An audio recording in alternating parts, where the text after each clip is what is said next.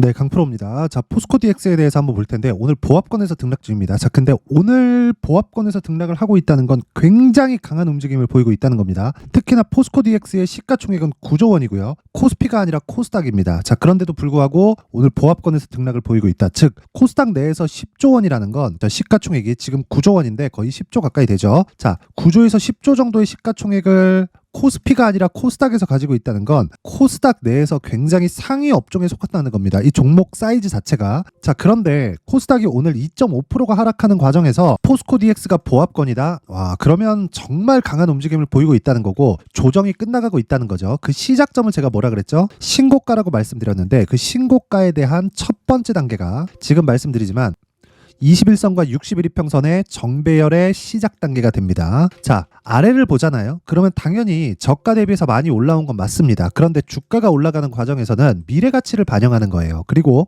적정 가치에 대해서 이야기를 하시는 분들이 있는데 적정 가치는 애초에 구할 수가 없습니다. 누가 적정한 시가총액이 얼마다, 적정한 밸류에이션이 얼마다, 이걸 누가 정하죠? 그렇죠? 평균적으로 시장에 대한 평가치를 봤을 때 PER 기준에서 10배 정도, 그리고 성장 산업에 있다 그러면 비싸다고 평가받는 게 한 30배 정도가 됩니다. 자, 미증시를 기준해서 한번 볼게요. 애플의 평균 PER은 그렇죠? 한번 보죠. 자, 여기를 보시면요. 애플의 지금 하락해서 나온 PER이 29.96배입니다. 한 30배 정도 되죠. 근데 최근에 애플이 실적 경고를 맞으면서 굉장히 약한 움직임을 보이고 있습니다. 이렇게 미증시에서 이제는 원래 시가총액 1등이었는데 애플은 내리고요. 마이크로소프트는 올라가니까 시총순위가 바뀌었습니다. 자, 그래서 지금 어떤 식이 됐냐? 그쵸? 나스닥, 그쵸? 지구상에서 가장 큰 시장이라는 나스닥 시장에서 최고의 성장주인 애플이 PER이 30배다. 그렇죠. 근데 포스코 DX는 지금 몇 배예요? 자, 시가총액 9조 기준에서 계산하기 쉽게 잡겠습니다. 아직 4분기 실적이 나오지 않았기 때문에 299억, 344억, 320억, 그쵸?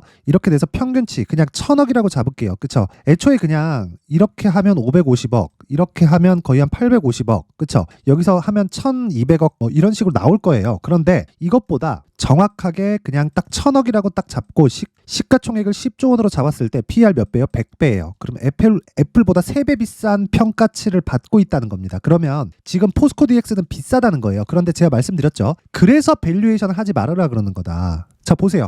2분기까지 실적이 안 나왔을 때, 그쵸? 그러면 어떻게 됐나요? 600억을 기준해서 내가 계산을 했어야 돼요. 1분기를 가지고 2분기, 3분기, 4분기의 실적을 다 예상할 수 있어요. 지금은 3분기까지의 실적이 나왔기 때문에, 그쵸? 3분기까지 실적이 나왔기 때문에 4분기가 평균치만 해주더라도 1200억, 300억 정도가 나올 것이라는 게 쉽게 예측이 가능하지만 1분기, 2분기까지 실적을 확인하고 나서 주가가 상승하기 시작했을 때 몇 배 올랐나요? 저가 대비해서 보면 10배 정도의 상승이 나왔다. 그쵸? 6,000원 정도부터 상승을 했으니까 고가 8만원 정도를 잡고 가면 10배 이상 주가가 올랐다는 겁니다. 이런 올라가는 과정에서 PER이 150배, 200배까지 갔다는 거예요. 왜? 600억을 기준해서 봐야 되니까. 그러면 주가는 현재 실적을 가지고 봐야 되겠어요? 안 봐야 되겠어요? 절대 보면 안 된다. 그러면 올라가는 주식 절대 못 삽니다. 그래서 제가 계속해서 말씀드리는 게 고가 나왔다. 근데 고가에서 매물 소화 과정, 그리고 이런 과정에서 시장이 찍어 누르는 상황이 발생했을 때 추가적으로 하락이 나올 수 있지만 이제는 시장이 추가적으로 하락이 나올 수 있는 구간까지 다 지나버렸습니다. 그러면 우리는 여기서 무조건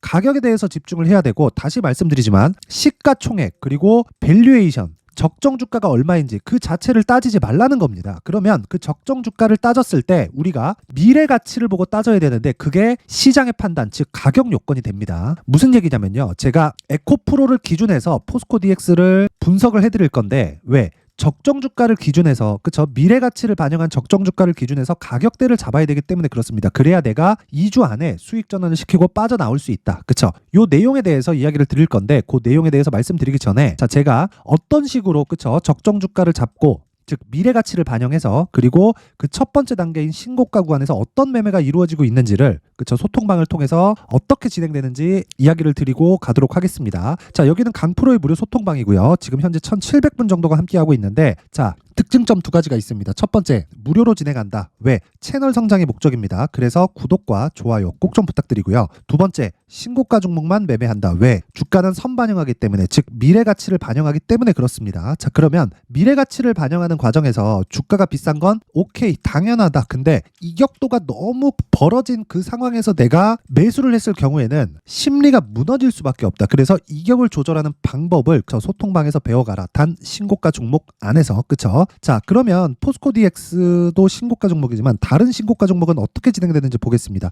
1월 17일 대한해운 시장가 매수 8시 50분. 그쵸? 장 시작 전에 시장가 매수 하라는 건 시가에 때려 사라는 거죠. 그쵸? 어떻게 움직였는지 보겠습니다. 대한해운.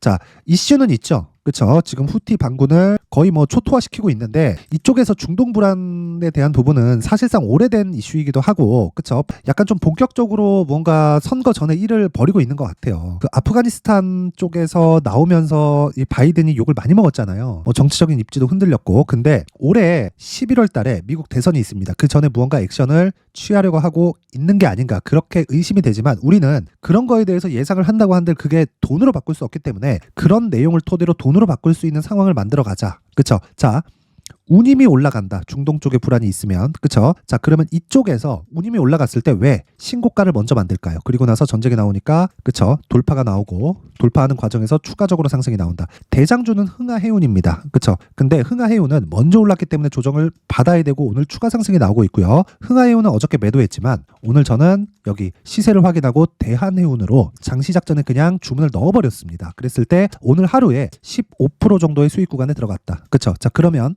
그쵸? 왜 신고가를 갔는지, 그리고 신고가 종목을 어떻게 공략해서 흥하해운까지 공략을 할 수 있었는지, 그 내용에 대해서 한번 보겠습니다. 자, 내용 한번 보시면 1월 12일 롯데정보통신 흥하해운. 그쵸? 1월 12일 지난 금요일입니다. 자, 롯데정보통신도 말씀을 드리겠지만 그 전에 흥하해운에 대해서 먼저 말씀드릴게요. 왜? 재료가 너무 확실하기 때문에 그렇습니다. 오늘 그쵸? 9% 정도 상승 구간에 있고, 오늘 저는 흥하해운을 매수하지 못했어요. 대한해운 쪽으로 갔는데 그건 상대적으로 낮은 위치에 있기 때문에 그렇고, 흥하해운은 다시 올라가는 상황이 나올 겁니다. 근데 저는 어저께 매도를 했습니다. 왜? 주식시장에서는 내리면 팔아야 되고요, 올라가면 사야 되는데, 사야 되는 기준치가 신고가를 돌파하는 시점, 그리고 그 전에는 신고가를 달성하고 매물 소화 과정을 거친 시점, 이 두 가지 내용이 됩니다. 무슨 얘기냐면, 애초에 10월 달부터 불안 요인이 있었죠, 중동 쪽에. 자, 근데 보세요. 11월 다시 올라가고, 12월 그리고 1월 초 다시 신고가를 만들어 놓고 사건이 터지니까 급등세를 보입니다. 긴 말 드리지 않겠습니다. 왜 10월부터 낌새가 있었는데 6월과 7월 달에 신고가를 만들어 놨을까요? 가격이 가장 우선하기 때문에 그렇습니다. 그래서 실적에 대해서 내가 따지지 말자. 미래 가치를 보자. 미래 가치를 보는 과정에서 가격이 올라가기 시작하면 그걸 신고가 종목에 편입시켜 놓고 내가 추적 관찰을 해가자. 그리고 나서 가격을 잡고 매수를 했을 때, 그쵸? 흥하해운처럼 하루에 상한가를 가는 이런 상황이 되고, 하락할 때 매도를 해도 내가 수익에서 털고 나올 수 있다. 그쵸? 첫날 상한가보다 비싼 가격입니다. 거의 한 7에서 8% 정도 3일 동안 보유해서 나온 그 수익인데, 이런 종목을 지속적으로 추적했을 때 어떻게 됐습니까? 대한해운. 그쵸? 대한해운. 오늘 공략한 대한해운처럼, 자, 하루에 한 10% 이상 가는 수익 구간도 맞이할 수 있다. 떨어지면 팔면 돼요. 하지만 첫 번째 구간에 공략했기 때문에 팔아도 며칠 만에 5에서 10% 정도의 수익은 나온다. 자, 상한가를 가고 날아가는 종목들 있죠. 근데 모든 종목이 그렇게 될 수는 없어요. 하지만 다시 말씀드리지만 주식시장에서 가격만큼 빨리 반영이 되는 건 없고요. 가격에 대해서 파악이 됐을 때 내가 단기적이든 장기적이든 나만의 수익 모델을 만들 수가 있습니다. 그러기 위해서는 신고가 매매에 대해서 이해를 해야 되고, 그쵸? 그런 부분을 소통방에서 제가 1700분과 함께 같이 공유를 하고 있습니다. 자, 긴 말 드리지 않겠습니다. 내가 주도주를 잡고 싶은데 잘 못 잡겠다. 그쵸? 그리고 가격에 대해서 파악이 어렵다 하시는 분들은 이번 기회에 와서 배우세요. 제가 1월 달 동안 무료 입장 시켜드립니다. 그쵸? 그리고 무료 입장을 시켜드리는 이유는 채널 성장이 목적이기 때문에 그렇고요. 긴 말 드리지 않을게요. 구독과 좋아요 꼭 좀 부탁드리고요. 상단에 있는 전화번호로 참여라고 문자를 보내주시면 제가 소통방 입장 링크를 순차적으로 공유를 해드리도록 하겠습니다. 자, 그리고 이벤트 하나 더 나갑니다. 자, 제가 계속해서, 그쵸? 대한해운 같은 종목, 흥하해운 같은 종목들을 지속적으로 매수할 수 있는 건 여기 신고가 검색기 때문에 그렇습니다. 그쵸? 신고가를 지속적으로 추적하고 장기간 추적해서 내가 보유 기간을 대폭 줄일 수 있는 방법은 내가 어떤 종목을 공략해야 될지 그 내용에 대해서 파악이 돼야 되고, 그리고 그 내용을 가지고 이런 식으로 가격을 잡는 방법은요, 여기 수익 모델에 대한 내용으로 제가 함께 내용을 준비를 해놨는데, 이것도 채널 성장이 목적입니다. 그래서 구독과 좋아요 꼭 좀 부탁드리고요. 상단에 있는 전화번호로 참여라고 문자를 보내주시면 제가 신고가 검색기, 그리고 수익 모델, 그리고 소통방 입장 링크까지 함께 공유를 해드리도록 하겠습니다. 자, 다시 포스코 DX로 돌아와서 보겠습니다. 자, 포스코 DX. 자, 보면